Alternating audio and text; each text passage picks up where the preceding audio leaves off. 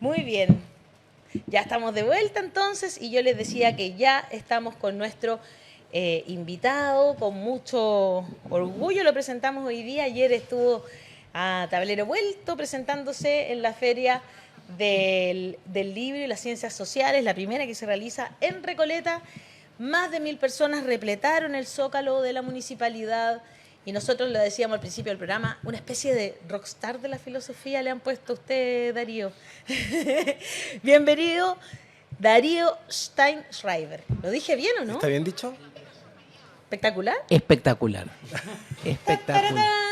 Igual estoy como muy entregado al tema del apellido. Te imaginarás que no Me imagino. no me pongo Exquisito con eso, ¿no? exquisito ni rígido.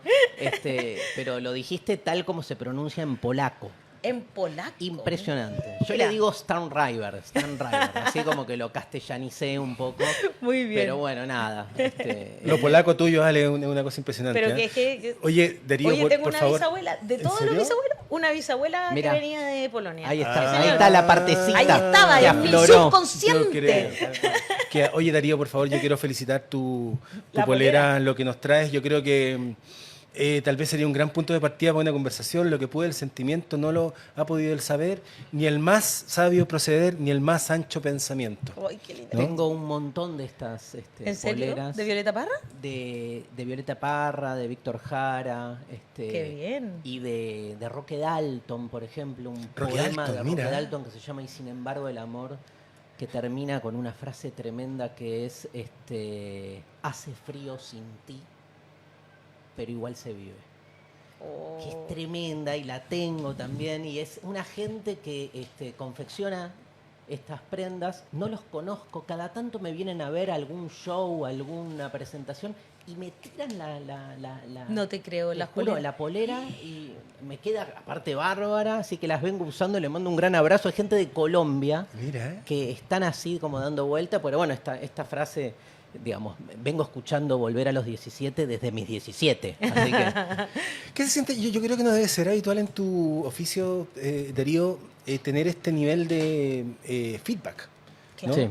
Tú eres un intelectual del mundo moderno, un intelectual además de la televisión. Tú, para quienes nos gusta buscar gente que está pensando en YouTube, tú apareces todo el rato. Y yo no sé cómo te sientes tú además con la palabra iconoclasta, ¿no? Tú has hablado, y lo mencionamos aquí hace un rato, de la filosofía impertinente, ¿no? De una filosofía que es más bien útil, pero al ser útil, importuna, ¿no? Sí, sí, sí. Sí, el feedback tiene que ver con que yo antes que nada soy docente, me formé como docente, soy docente, sigo siéndolo, ¿no? Obviamente esta forma de trabajar la docencia de una manera más masiva cambia algunos registros, pero yo trato como de no olvidar un poco, ¿no? La esencia misma de la transferencia docente, que es la transferencia, es eso. Es que esto que vos llamás feedback, ¿no? El feedback lo busco siempre. Yo he dado charlas ante 4 personas o ante 20.000. O sea, me ha tocado charlas en estadios con un montón de gente. E igual siempre lo que busco es eso, es que haya transferencia. O sea, sentir, digamos, en el vivo esa devolución, que es algo, perdón el término, pero energético, ¿viste? Vos te das cuenta si te están siguiendo, si no te están siguiendo. Y se provoca algo muy interesante. Por algo la filosofía, por ejemplo, en sus orígenes atenienses, pienso en un Sócrates que nunca escribió nada y que recuperaba un poco esa energía propia del diálogo, de la palabra, ¿no? Ayer me vino a ver mucha gente de aquí, no solo de Santiago, de distintos lugares, gente que vino de Valdivia, por ejemplo. Qué buena. Y lo que me decían es, ya es la primera vez que te vengo a ver en vivo. Y cuando terminó la conferencia, esta sensación de vi cientos de videos tuyos en YouTube, pero esto es distinto, porque Qué se bonito, produce ¿eh? otra cosa, digamos. Digo, en estos tiempos de ultramediáticos, la recuperación del vivo, algo que pasa en la música también, tenemos a disposición música por todos lados, pero el recital es el recital. Y podemos decir que hay algo de un recital de filosofía también.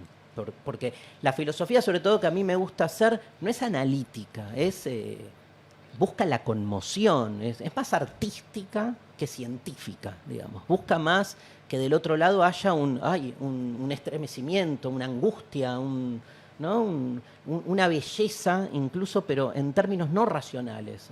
A mí me gusta hacer filosofía con el cuerpo, que poner el cuerpo y que llegue al cuerpo. Y ayer fue así, ayer era una cosa, digamos, terminamos la última media hora contando un relato bíblico sobre el sacrificio de Isaac y éramos como, parecía que estábamos en una especie de aprovechando la fecha, ¿no? Total, obviamente, y pensando, ¿no? Claro. Acerca de las víctimas, los victimarios. Se notaba eso, que ayer estábamos todos pensando, ¿no? Esa energía se sentía muy, muy a pleno.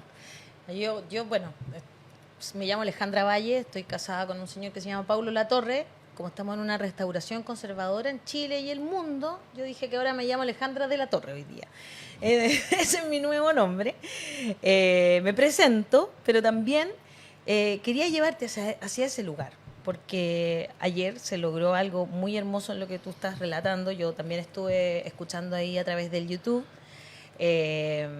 pero no es lo mismo que estar en persona, efectivamente. Y tú viniste a dar una charla que se llama Pensar al otro. Amor, poder, memoria. Sí. 3 palabras muy poderosas, o 4 palabras podríamos decir, porque si también hablamos de la otra edad, ¿no? El otro. Amor, poder, memoria. Se me hace muy, muy fuerte estas palabras, ¿no? Por un lado está el amor hacia los demás, podríamos decirlo. El poder que hoy día le está poniendo la pata encima a la memoria, incluso en ocasiones. Como que yo pensaba en eso acá, y lo estamos viviendo en Chile de manera muy fuerte, y yo sé que en Argentina también, y en otras partes del mundo, por supuesto. Como que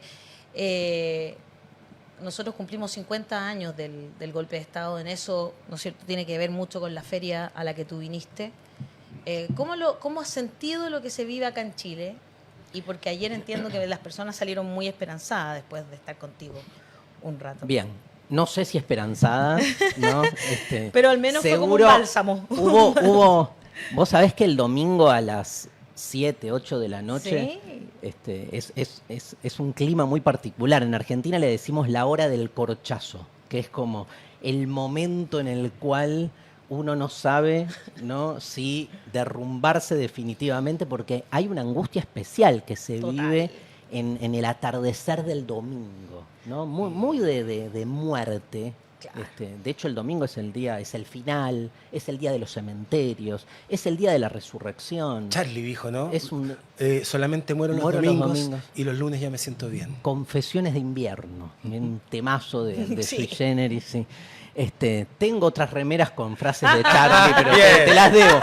Podemos estar mucho rato en eso, Darío, perdón por la interrupción. Hice un poco de demagogia también trayendo la de los poetas chilenos, ¿no? Yo creo que, digo, yendo puntualmente, los 3 conceptos, amor, poder y memoria, son conceptos que nos hacen pensar nuestra relación con el otro. La relación con el otro es una relación demasiado compleja como para pensar en la simplicidad de hay un otro con el que me puedo relacionar de manera copada, ¿no? Como una especie, hay mucho en nuestras sociedades democráticas la idea de que abrirse al otro es fácil, y que cuando uno ve esta restauración conservadora o el fascismo, ¿no? Y el fascismo de lo cotidiano, ¿no? Claro. Esta diferencia tan estudiada, que una cosa es ese fascismo frontal y otra cosa es el que incorpora como un dato del cotidiano que hay un otro al que está bien aplastar porque nació para ser aplastado, digamos, ¿no? Y que eso se da en la construcción mínima de las relaciones microsociales, digamos. Me parece que, digamos, partiendo de esto, pensar al otro tiene una complicación porque el otro es inapropiable en algún sentido. Es otro porque nunca lo termino de comprender. O sea, ¿a qué llamo un otro? Llamo un otro al que excede mi capacidad de apropiación. De hecho, si lo puedo comprender, entonces ya no es un otro. En el caso, bueno, vos que me contás que que sos feminista, en el caso de la mujer, que tanto se ha trabajado desde el feminismo, ¿no? El lugar de la mujer como un otro, que lo ha trabajado desde Simone de Beauvoir, Monique Wittig, por ejemplo, que todo el tiempo lo que buscan es como sustraer el lugar de otredad de la mujer, porque la mujer como un otro, cuando se la termina de caracterizar e incluir como un otro posible, deja de ser un otro y deja de poder plasmarse justamente ese lugar desde el cual la sociedad patriarcal siempre hace de la mujer algo más bien funcional a su necesidad. Digo, reposar, ratificarse en la otredad es ratificarse en un lugar inapropiable. Claro. Por eso, digamos, hay tanta discusión, tanto en el feminismo, en el ecologismo, acerca de las palabras también. Un otro es alguien que siempre se me escapa, ¿no? Es fundamental eso. Y el poder, en sus diferentes formatos, siempre trata de traducir al otro y decir, mirá, está incluido, le damos entidad, pero al darle entidad, de algún modo, le quitas su particularidad, ¿no? Claro. Algo, digamos, que es propio de las discusiones acerca de la democracia, cuando la democracia liberal empieza en su, digamos, el liberalismo clásico. Cuando Locke, por ejemplo, Locke tiene una idea que es democracia solo para los demócratas. Pero pones un límite ahí. Claro. Pones un límite. No digo que esté bien ni que esté mal. Digo, pones Pero un hay límite donde si no aceptás las reglas del pluralismo, no sos parte del pluralismo. Pero un pluralismo que te da lugar en la medida en que vos aceptes las reglas, ya no es pluralismo a van la letra, porque implica, ¿no? La necesidad de avenirte a las reglas del otro.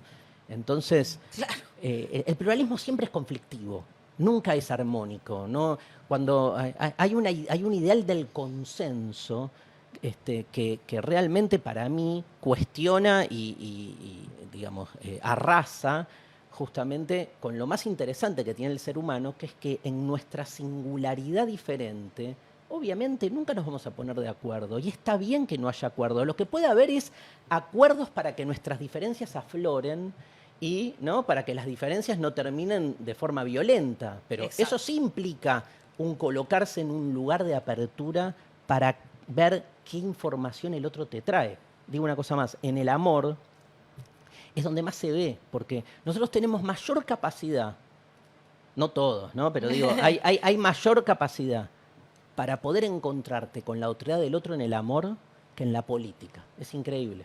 O sea, Pero porque Vaya. podés sí. estar con alguien con quien no coincidís en el 70% de las cosas y sin embargo hay una voluntad de construcción con el otro en la medida en que, no sé, la pasás bien sexualmente, o te gusta caminar, o te gusta hablar boludeces, y de repente con eso ya hay una posibilidad de encuentro, ¿no? En la política generamos binarios taxativos donde el otro es siempre alguien a destruir y no hay posibilidad de encontrar el mínimo lugar de acuerdo, ¿no? Y más en esta época de las redes sociales, ¿no? Que es como que... Peor. Ojalá que te deje en el suelo, te destruya. Hassan. No, yo encuentro que hace falta en este momento en Chile, que estamos pasando por una coyuntura precisamente de polarización, de ver el otro como enemigo más que como parte de ese otro que es una fuente de nueva información, una fuente de experiencias. Más bien estamos en un momento de ver el otro como enemigo. Entonces creo que tus palabras son súper necesarias en este momento. Para Chile. Yo más bien quería hacer un par de preguntas que me llegaron porque había mucha gente que estaba muy interesada ¿sí? cuando supieron que iba a estar con nosotros. Entonces Solo una me pausa mandaron. antes de que des tus preguntas, que puedes dejar también tus audios de WhatsApp en el más 569-91010672. No te pierdas esta oportunidad. Hassan. Ya, Rodrigo Ledesma, que es docente de Historia del Diseño en el campo creativo, quería preguntar justamente cuando estaba hablando de esto de la otredad, de estas distintas maneras de ver el otro, si piensas que estamos avanzando o estamos retrocediendo. Pues como bien amplia la pregunta. Yo creo que el movimiento es un movimiento que va siempre en simultaneidad.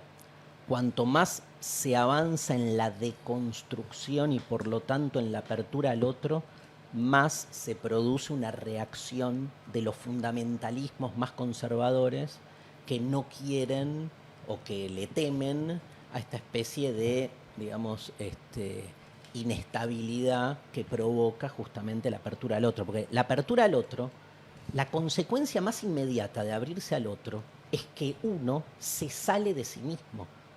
Ese es el problema, digamos, que cuanto más lugar le das al otro, menos lugar vos seguís siendo vos, digamos. El otro en su otredad te exige una transformación permanente de esos dogmas en los que uno se siente básicamente estable, tranquilo. Abrirse al otro tiene esa consecuencia devastadora para nuestra propia mismidad, digamos, es que de algún modo nos empezamos a resquebrajar. Y yo creo que el gran problema de nuestros tiempos contemporáneos es la demasiada devoción que tenemos por nosotros mismos. Creemos demasiado en nosotros mismos, pero sobre todo creemos en esa estructura hiperindividualista, hiperatómica, que es que uno es dueño de sí mismo. Cuando hay tantas fuerzas que nos condicionan permanentemente, incluso el lenguaje, digamos, porque yo no estoy eligiendo las palabras que digo, yo elijo palabras al interior de un sistema gramatical que me ofrece una cantidad de términos posibles que en todo caso elijo, recorto y conecto entre sí, pero hablar libremente.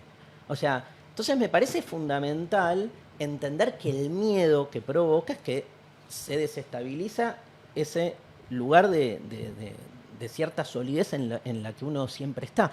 Lugar de solidez que sobre todo resquebraja o rompe a aquellos que vienen ostentando desde siempre privilegios. El otro lo que te hace es te desprivilegia. Entonces te quita de ese lugar naturalizado donde vos como, no sé, varón o como jefe o como persona con prestigio o desde la clase social o desde, nada, el color de piel, ostentás un lugar de privilegio. Entonces preferís cerrarte, bueno, ni hablar desde el lugar de más patriótico en términos de Estado nacional, ¿no? Digamos, donde siempre la extranjería, que es la otredad por excelencia, es un problema, ¿no? La pregunta de ¿por qué me tengo que abrir a los otros? Y uno olvida su propia extranjería, ¿no? Que es absolutamente constitutiva de lo que somos. Totalmente. Te voy a leer.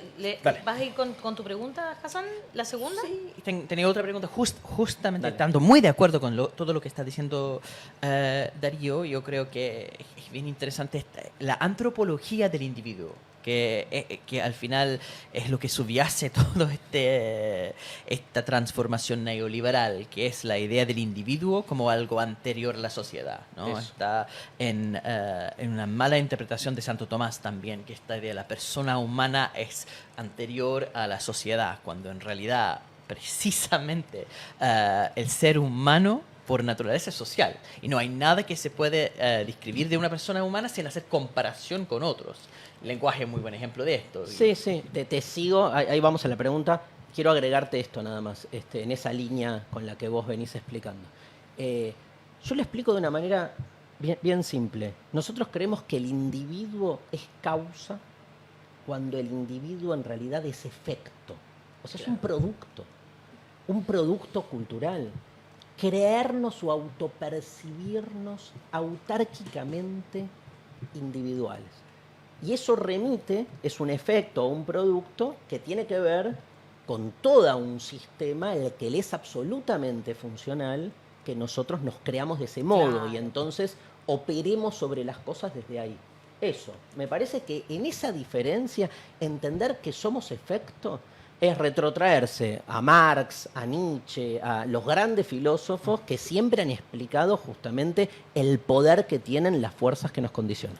Dentro de ese andamiaje intelectual que cuestiona el individuo como sujeto básico, hay que preguntar por el espacio de la agencia.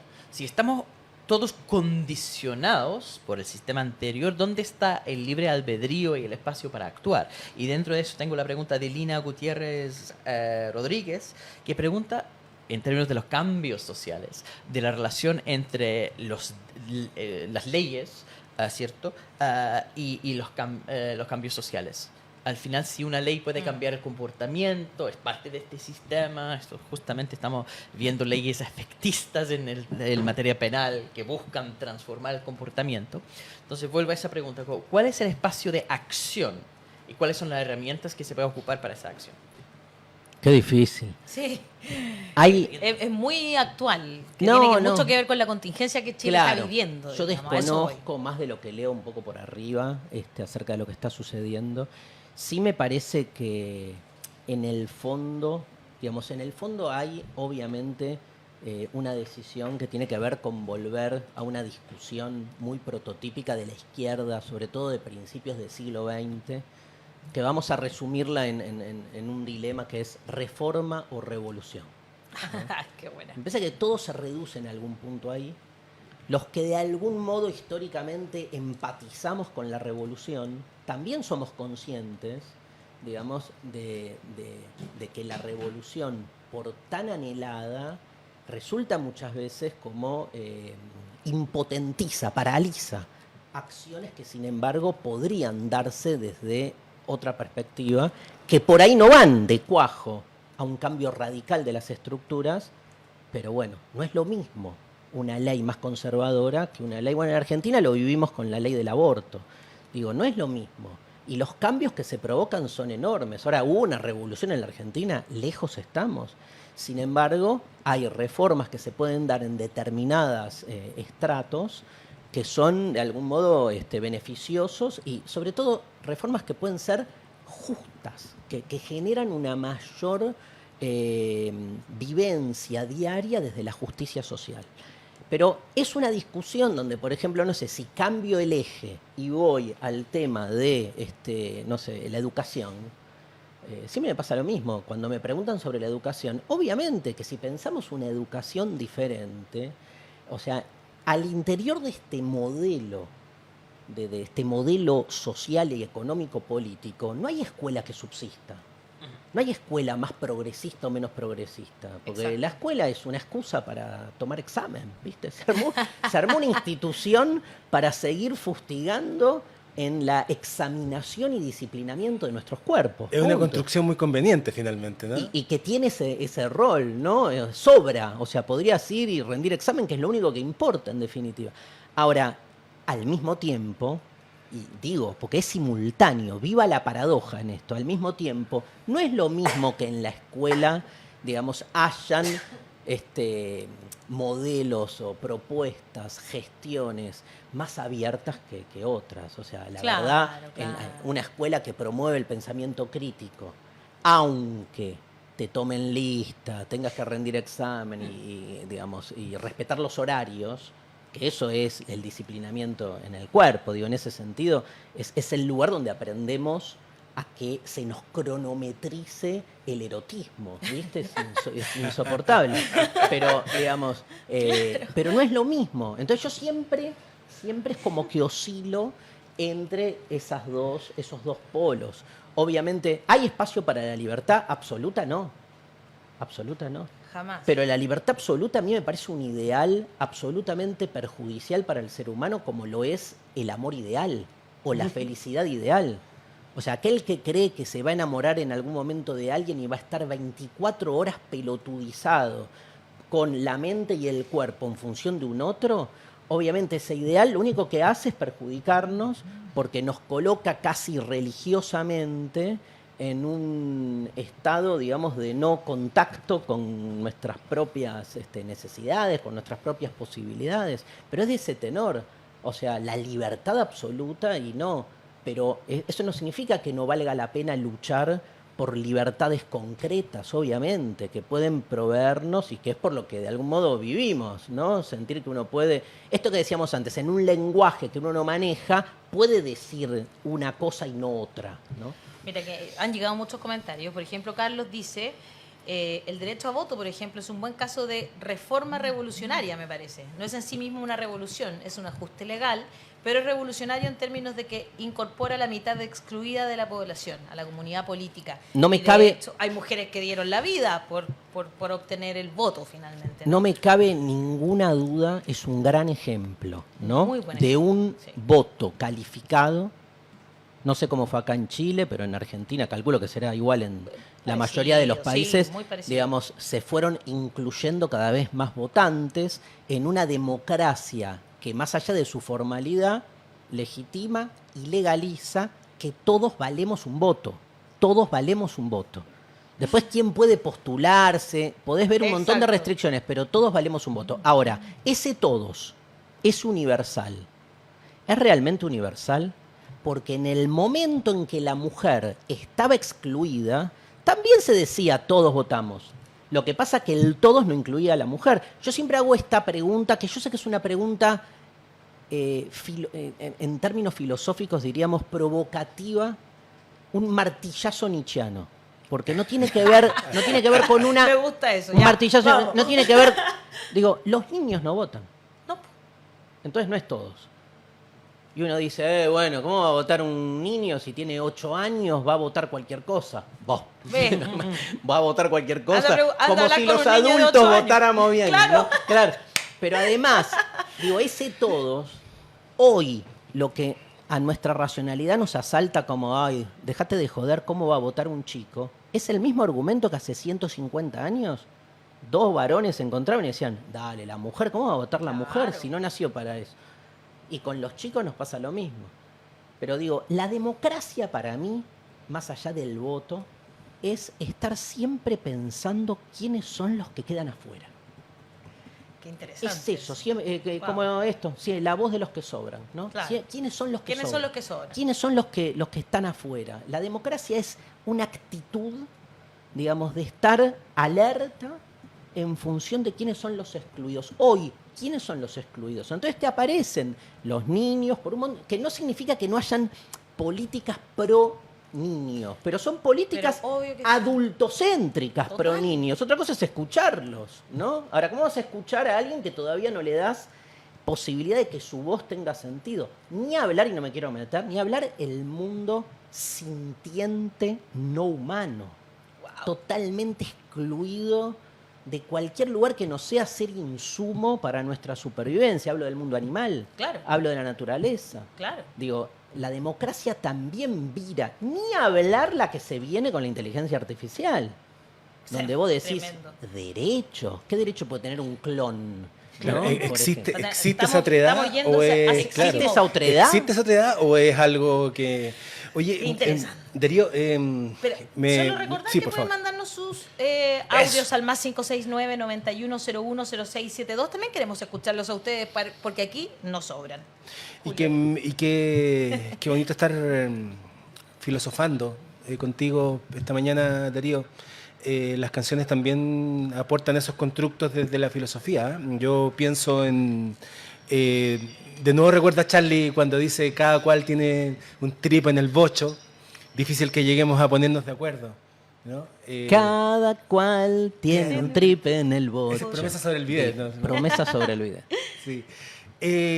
Y me gustaría llevar precisamente algo, tú hablas de las paradojas, tú has trabajado mucho la paradoja como buen filósofo, lo mencionaste hace un rato, y me gustaría llevarte al tema de la violencia, Darío. Y no solamente la violencia concreta, como asesinar, por ejemplo, un policía, asesinar 3 policías en cosa de 20 días aquí en Chile, que eso es lo que nos está pasando, digamos, ese es el sentido de la crisis que estamos viviendo, que es una crisis a todo nivel. Yo hablo de todo tipo de violencia. Ayer escuchaba al alcalde Jadwe cuando te presentó, por ejemplo, mencionar que hay una editorial que no trabaja con la comuna de Daniel Jadwe y que desgraciadamente coincide con que es la editorial que publica libros tuyos, ¿no? Es un tipo de violencia también, ¿no? Es no permitir que este contenido esté en la Biblioteca Popular de Recoleta es, digamos, es violento, ¿no? ¿Qué paradoja o qué puedes reflexionar tú acerca de la paradoja de que curiosamente somos una sociedad muy civilizada, pero a la medida que nos vamos sofisticando también se va sofisticando la violencia, ¿no? Aumenta el poder de fuego, aumentan también estas formas de censura que también son violencia. ¿Qué reflexión podrías regalarnos? Es para mí, todo se inscribe al interior de este paradigma de la otredad, que es que la exclusión del otro justifica, fundamenta, le da racionalidad a todas esas formas de apartheid, a partir de las cuales todo lo que se haga por el que queda afuera, en términos de dejarlo afuera para que no entre, es validado como algo normal y no es validado como violencia. O sea, nadie que ejerce una violencia contra quien uno sostiene y supone que no merece estar adentro, visualiza esa acción como violenta, la visualiza como supervivencia. Alguien que mata, vamos a dar un ejemplo exageradísimo, alguien que mata a un animal para comérselo, Claro. no lo vive como violencia, lo vive como, nada, tengo que comer.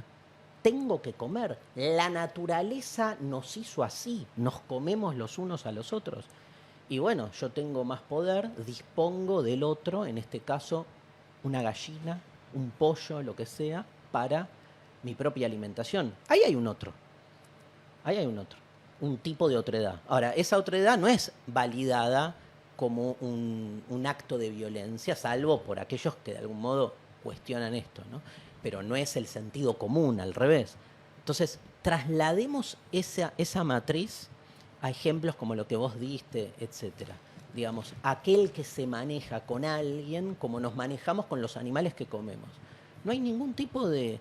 Alguien que decide, no sé, tener trabajando bajo un contrato de trabajo absolutamente injusto, a alguien por 10, 12 horas, porque necesita, no sé, pienso por ejemplo en el servicio doméstico, Claro. formas donde de repente quien viene a trabajar a tu casa no ve a su familia durante Un mes, claro. un mes, y tu propio como autoconvencimiento es, bueno, tengo que ir a trabajar, tengo que dejar a mis hijos con alguien. ¿Con quién dejas? Con alguien que, para cuidar a tus hijos, deja de ver a sus hijos, claro. Pero ahí no hay una conciencia social de que hay algo que está mal, digamos, sino que ahí lo que se piensa es, bueno, necesito que alguien cuide a mis hijos. Me parece que, y si hago como una conclusión, digamos, violencia no hay cuando hay conflicto, porque lo que en estos ejemplos que damos, el conflicto plantea y plasma esas diferencias elididas, ¿no? Para mí conflicto, para mí violencia, decía, no es que hay cuando hay conflicto, para mí violencia es cuando una de las partes en conflicto arrasa al resto y se postula a sí misma como única verdad, como única versión. Esa violencia es peor, es la violencia de la normalidad, porque el que se arroga ser el prototipo de la normalidad concibe al que queda del otro lado como un enfermo, como un desviado, ¿no? Como un anómalo. Y ahí no hay con qué darle, o sea, todo lo monstruoso, o te lo sacás de encima, o lo aniquilás, o lo tratás, ¿no? Digamos, en esta también medicalización de la vida cotidiana, que todo lo que no entra en tu paradigma es enfermedad, y entonces es o suprimible o medicable, ¿no? Que medicable significa, digamos, generar esos cuerpos abyectos, ¿no? Y diferentes a lo hegemónico, traerlos para el régimen de productividad de nuestro sistema. Nuestro sistema básicamente lo que necesita es eso, Foucault lo decía, cuerpos políticamente dóciles y económicamente rentables. Todo está ahí. Te toman la pastillita y puedes ir a trabajar todos los días. Mirá, gran ejemplo. Claro. Voy a tomar ese ejemplo, ya que no tengo tiempo, pero no importa, lo voy a tomar igual. Dale, por favor. Siempre doy el ejemplo, la felicidad, la sexualidad.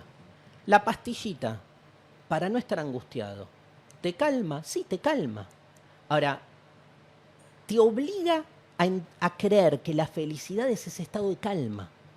O sea, monopoliza una versión única de la felicidad. Porque no es que no te calma el clonazepam, te calma. El problema es que uno termine creyendo que ser feliz es estar en ese estado, claro. Con el Viagra. O sea, lo mismo, claro. genera una transformación corporal y provoca una erección infinita, sí.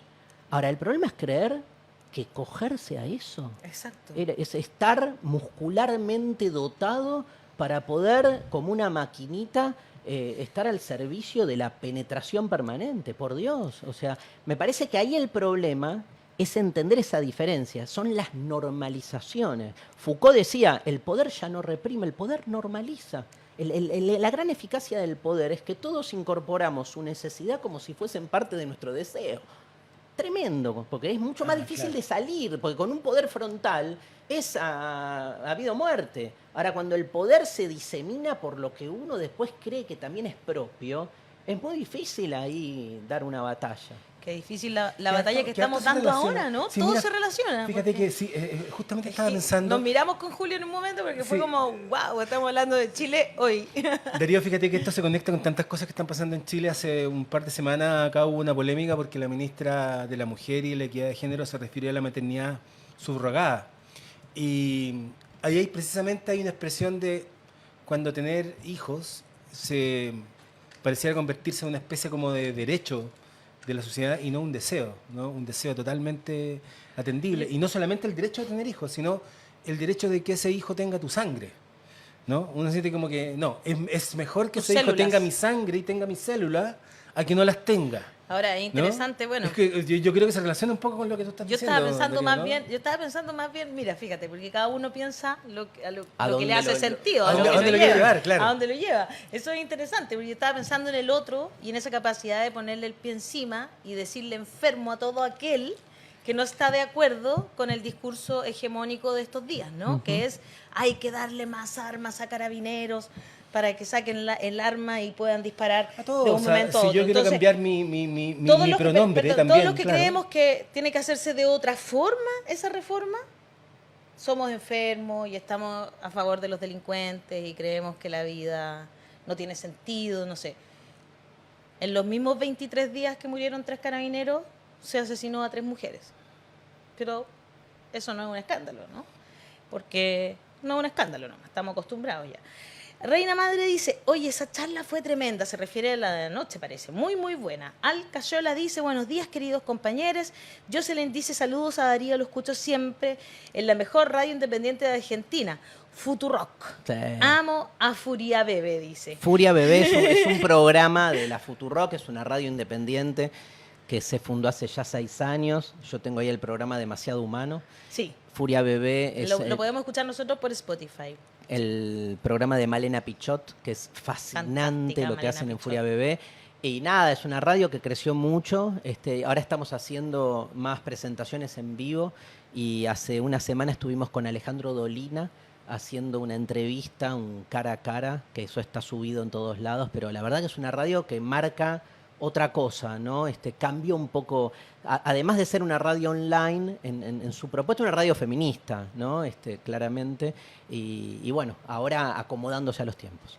Sí, me ha tocado estar ahí conversando con colegas argentinos y argentinas en muchas ocasiones y la verdad a veces como que envidio un poco el sistema de medios independientes que tienen, pero sé que tienen los mismos problemas que nosotros. igual. Obvio. Sí, lo sé. Yarim Contreras dice, estuvo bueno ese cuento del sacrificio en la charla de ayer. Sí. Mariela Conejeros dice, yo sé que ha sido una promiscua en este programa y le he ofrecido queque a más de un invitado, pero dígale a Darío que lo amo y que le hago un queque, dice. Ricardo Vallejo. Amamos la promiscuidad. Sí, que sea promiscua, por favor, promiscuese nomás. Deconstruyamos la idea de promiscuidad. Eso. Eso me gustó. El policonsumo de amor, ¿no? Ricardo Vallejo dice, esto es la verdadera belleza de pensar. Gracias, hermano filósofo argentino, para bienes para ti y para todos. Las discusiones sobre la democracia y la otredad, bueno, que fueron ayer en la Feria Internacional del Libro y Ciencias Sociales de Recoleta, siguen las conferencias y Sí. charlas hasta el 16 de abril para que usted no se las pierda y vamos a estar nosotros siempre transmitiendo Noam también. Chomsky, Rita Segato, hay harto. Sí, de hecho, Noam Chomsky, el 12 de abril a las 15 horas, Rita Segato, el 11 y 12 de abril a las 16 y a las 18 horas que inspiró respectivamente. el trabajo de las tesis, ¿ah? Hay que recordarlo. Sí, Claro. pues. Boaventura de Sousa, el jueves 13 y el viernes 14. La Cosa Nostra, el 11 de abril a las 18 horas. Y una serie de excelentes invitados nacionales e internacionales.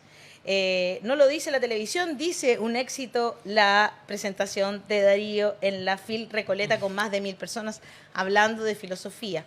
Facebook, Cris de Las M. Valenzuela Pérez dice, un lujo de invitado, profundizar en estos tiempos oscuros donde el poder solo aplasta al otro. Exacto, a mí también me hizo mucho Gracias. sentido Y eso. aplasta la mente, ¿no? Sobre Eso. todo también. Sí. Pero por supuesto. Kiare Yare dice, nos hemos vuelto terriblemente individualistas porque estamos viendo esto como una carrera al éxito. Gloria Galvez dice, la charla de ayer está en el canal de YouTube, ahí la encuentras completa.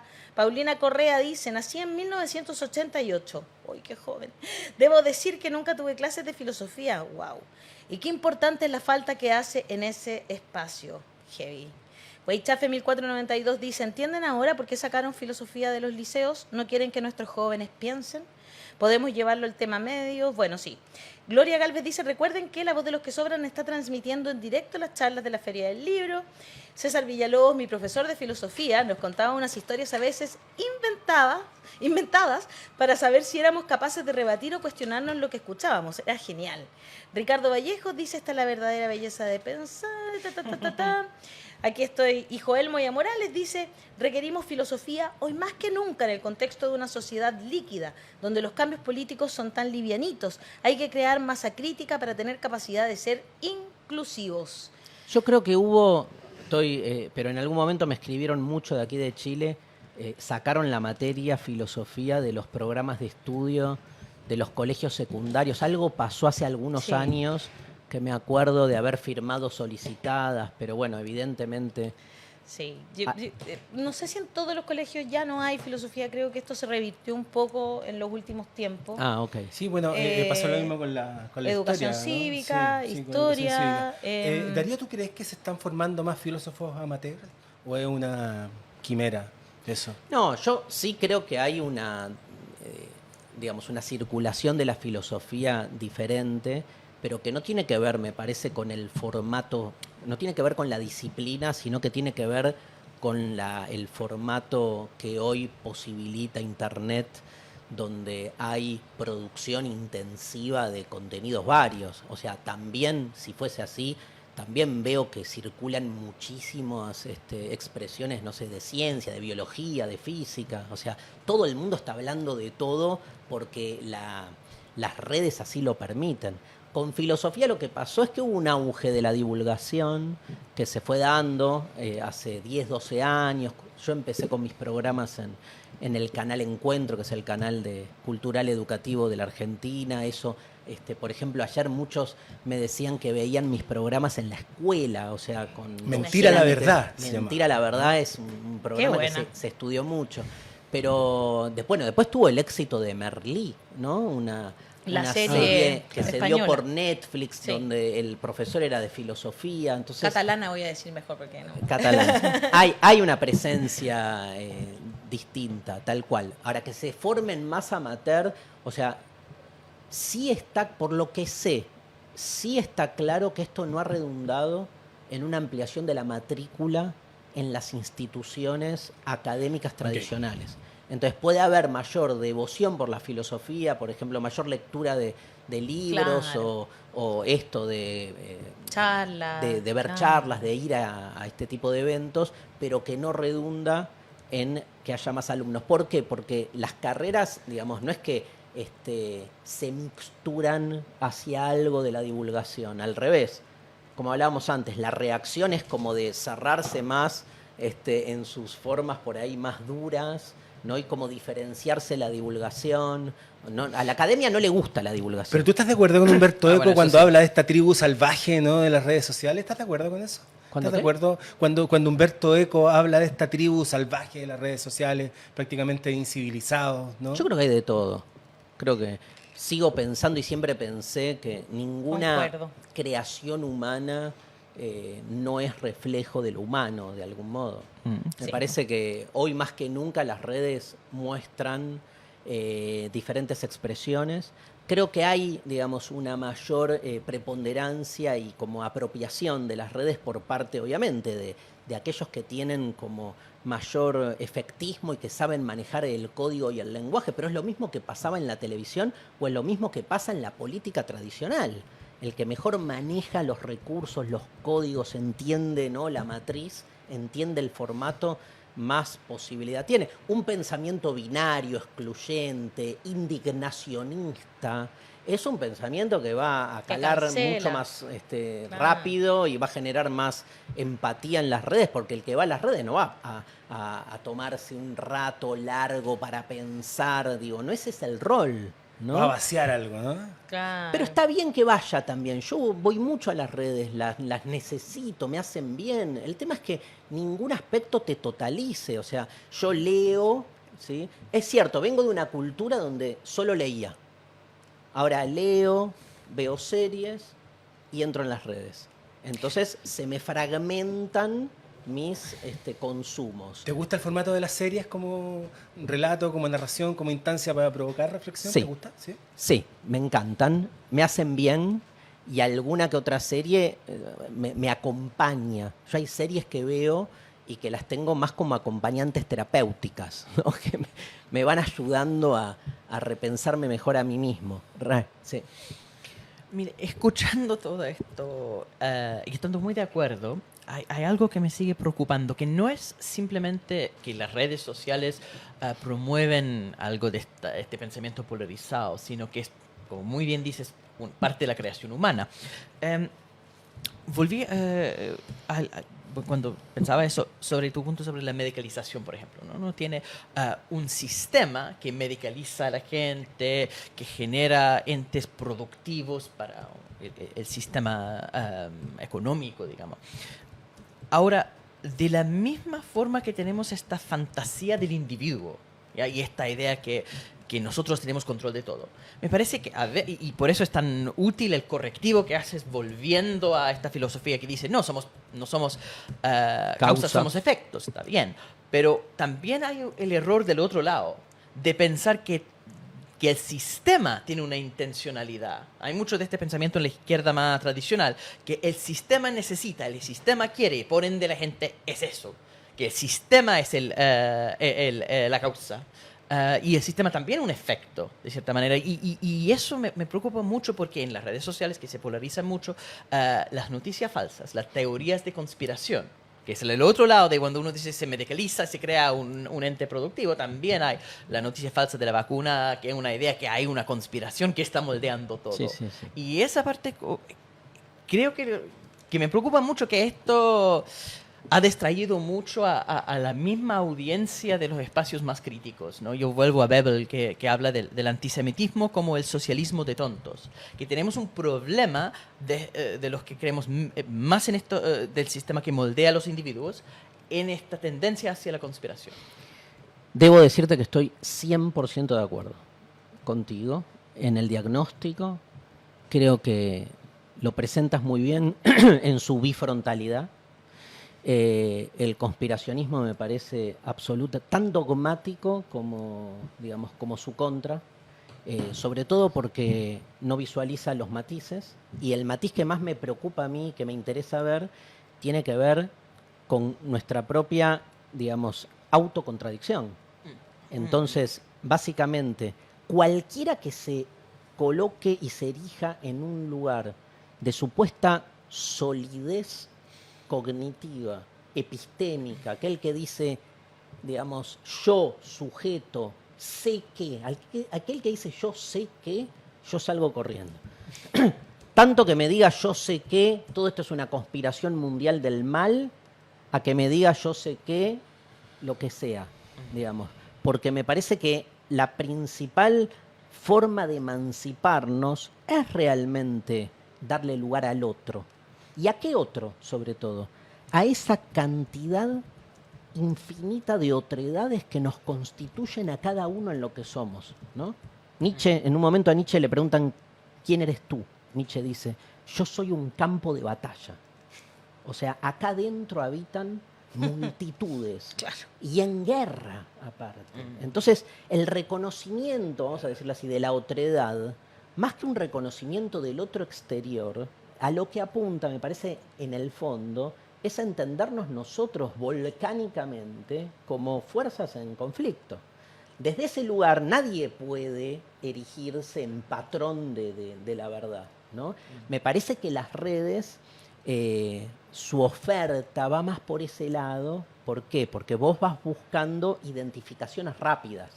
El Claro. problema del pensamiento binario es, el problema, digo, su eficacia más que el problema, es que farmacológicamente te da lugar, te calma, porque vos sabés quiénes son tus amigos, a quién hay que matar, a quién hay que ayudar, por qué vos estás del lado del bien, por qué todos los demás están del lado del mal, y eso en términos de formato, Cómodo. en las redes es muy claro, es muy expresivo. Y por eso siempre te sacan como para anularte, o en esta teoría de la cancelación, ¿no? Te sacan el tuit antiguo. ¿Ah? Como Es muy porque tú cambiaste. difícil para un pensamiento progresista hoy Exacto. tener eficacia en las redes.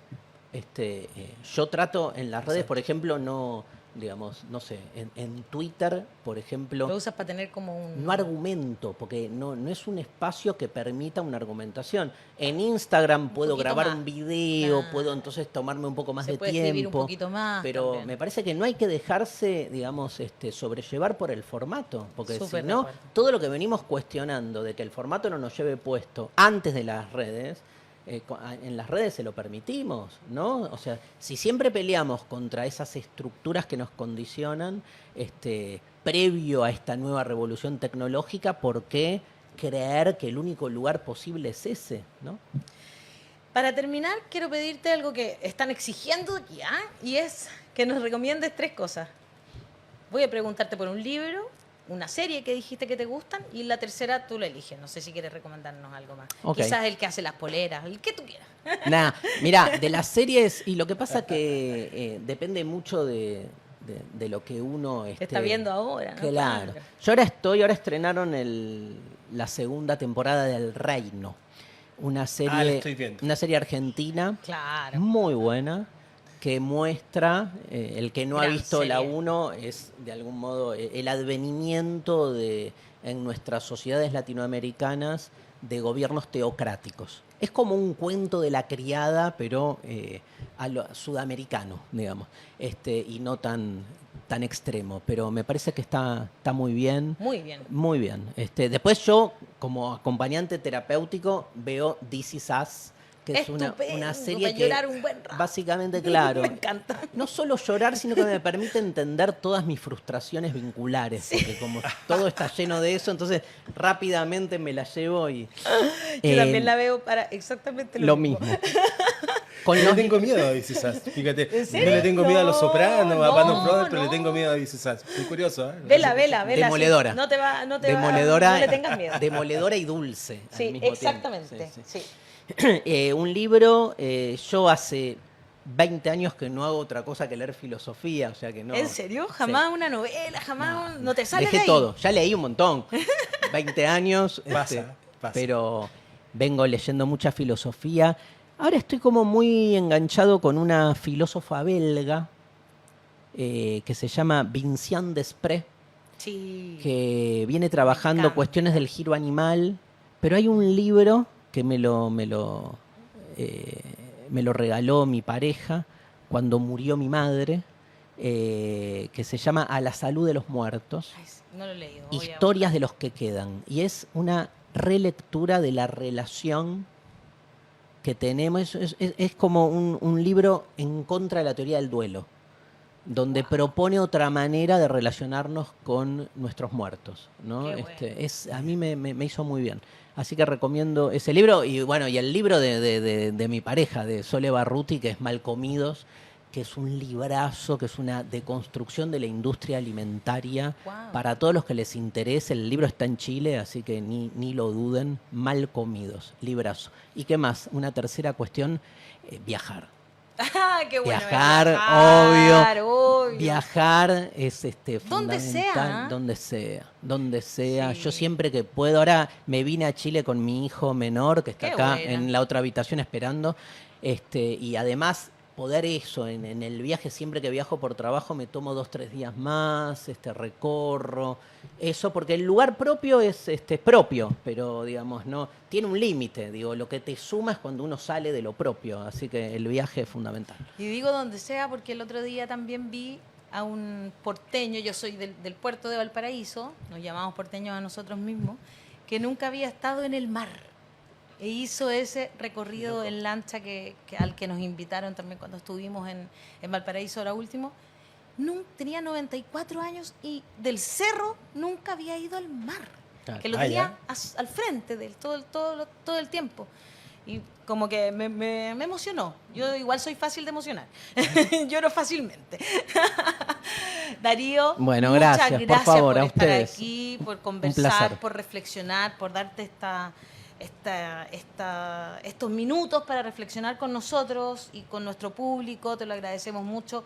Nosotros somos aquellos que gozamos de la libertad que nos da nuestro público, justamente porque ellos son los verdaderos financistas de este programa. Divino. La comunidad de los que sobran, efectivamente, que en realidad no sobramos, sino que estamos aquí haciendo este programa. Y quería avisarles también, como nosotros, media partner de la Feria del Libro y las Ciencias Sociales de Recoleta, Rita Segato cambió la fecha de su ponencia y agendó una nueva actividad.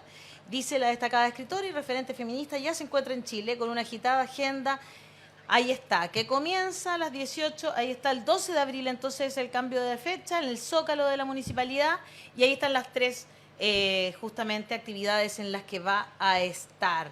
Y tenemos 5 entradas, porque ya se agotaron a todas sus ponencias, ya se agotaron las entradas, pero nosotros acá en La Voz de los que Sobran, como Media Partner, tenemos 5 entradas dobles.